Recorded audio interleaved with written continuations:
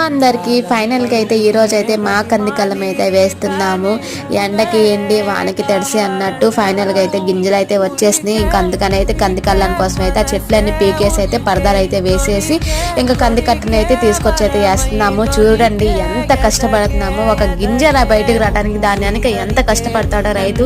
ఈ వీడియో చూడండి. నేనైతే ఫుల్ వీడియో తీయలేదు, షార్ట్ వీడియో తీస్తాను. అసలు ఎంత కష్టం ఉండదో చూడండి. అది కష్టపడే వాళ్ళకి తెలిసింది, కానీ రైతుని ఎవరు గౌరవించారు.